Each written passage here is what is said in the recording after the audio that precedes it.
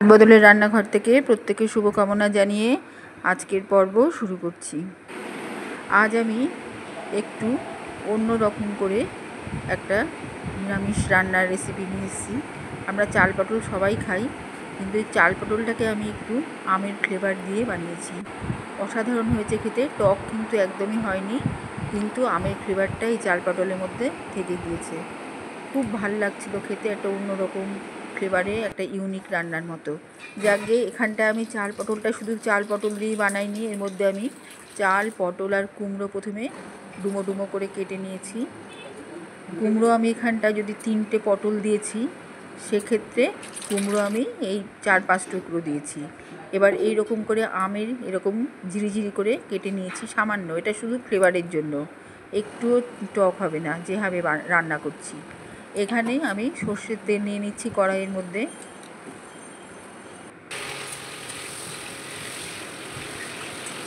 এবার আলু আর পটল সর্ষের তেলে আমি প্রথমে ভেজে নিচ্ছি। আমি আলু পটলটা লাল লাল করে ভেজে নিব। আর তার মধ্যে কুমড়ো দিয়েছি, কুমড়ো পটল আগে লাল লাল করে ভেজে নিলাম, তারপরে আলু দিলাম। দেখাই যাচ্ছে কীভাবে আমি ভেজে নিচ্ছি। প্রথমে পটল আর কুমড়ো ভেজে নিলাম, তারপরে আমি আলু দিলাম। এবারে লবণ দিচ্ছি,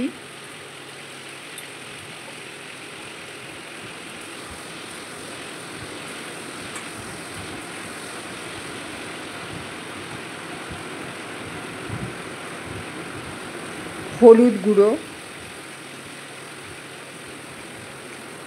গুঁড়ো লবণ দিয়ে আগে ভালো মতো এটাকে ভেজে নিচ্ছি লাল করে, যেমনটি দেখা যাচ্ছে।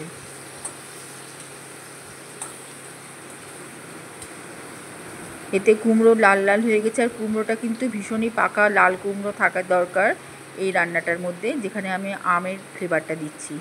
এখানে আমি চিনি দিয়ে দিলাম, এটা ক্যারামেলের জন্য দিচ্ছি।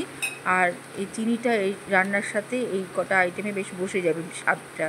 এবার এখানে আমি লঙ্কার গুঁড়ো দিচ্ছি। আমি কিন্তু এইগুলো দিয়ে যাচ্ছি, কিন্তু এগুলো এই অবস্থাতেই আছে, আমি কিন্তু নাড়ছি না, এগুলো দিয়ে ঘাঁটছি না, শুধু একটু সরিয়ে রাখলাম। এই চিনি আর লঙ্কার গুঁড়ো এর সাথে নিজে থেকেই বসে যাবে এই তেলে ভাজাগুলোর মধ্যে, তেলে ভাজা পটল আর আলু আর কুমড়োর মধ্যে। এখানে আমি জিরে দিচ্ছি ফোড়ন।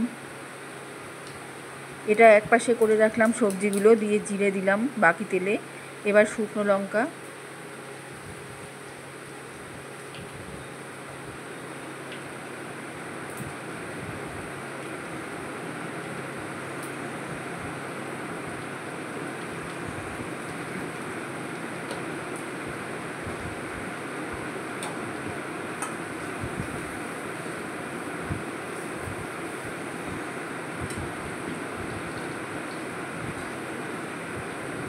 এবার আম যেটা কেটেছিলাম শুধু ফ্লেভারের জন্য এটা ব্যবহার করছি। এবার ঝিরিঝিরি করে কাটা আমগুলো এবার ফোড়নে দিয়ে দিলাম।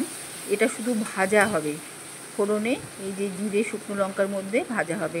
আমি এটা কখনোই আলু পটলের মধ্যে এটা মিশাবো না। আমটাকে খুব ভালো করে এই তেলের মধ্যে জিরে ফোড়নের মধ্যে ভেজে নিচ্ছি।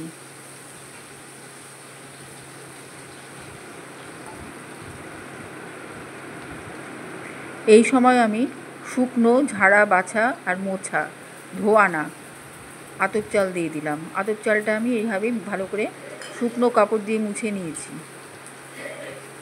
দিয়ে এটা ভেজে নিচ্ছি ফোড়নের সঙ্গে। আমি এটা ভেজে নিলাম এই আমের কুচির সাথে।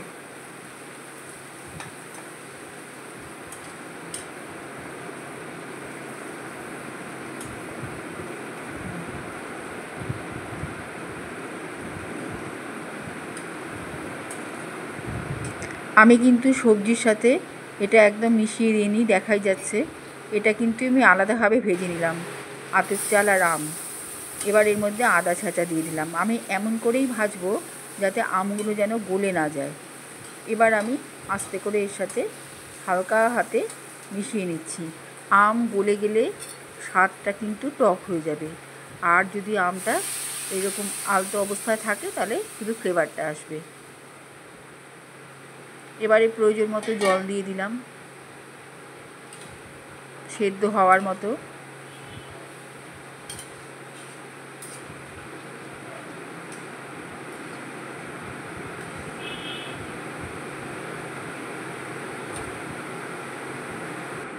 আমি যে রান্নাটা করেছি এতে কিন্তু এক ফোঁটাও টক হয়নি। টক হলে আমার বাড়ির লোকই বিরক্ত হতো। কাজেই এটা শুধু ফ্লেভারটা রেখেছি। জিরের গুঁড়ো দিয়ে দিলাম এর মধ্যে।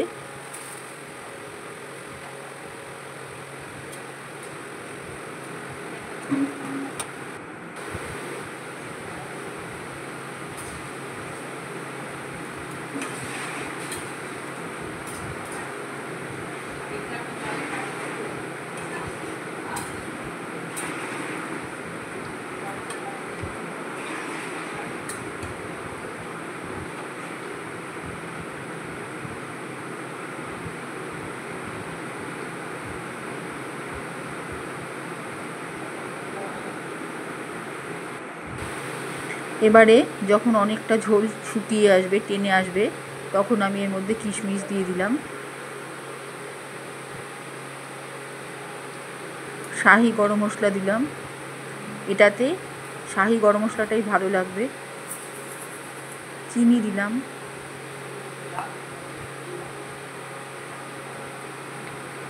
যেহেতু আম দিয়েছি কাজেই পরে চিনি, নুন, ঝালের গুঁড়ো একদম শেষ বেলায়, রান্নার শেষের দিকে দিতেই হবে।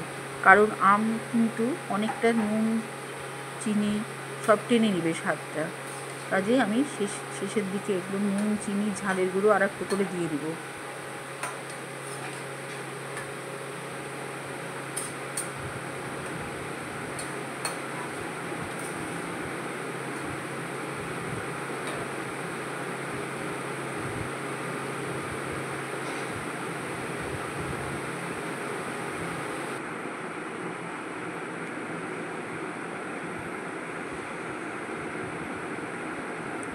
ঘি দিয়ে দিলাম।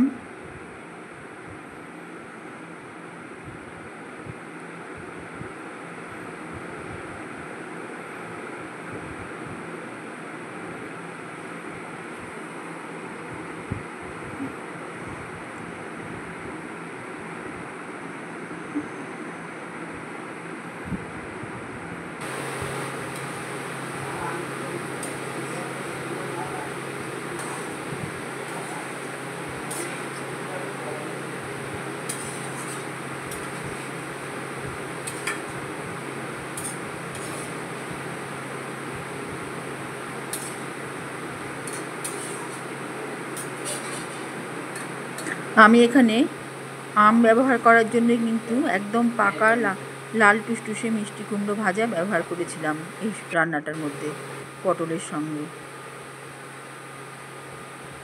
আর এতে এর টেস্টটাও অনেক গুণ বেড়ে গেছে।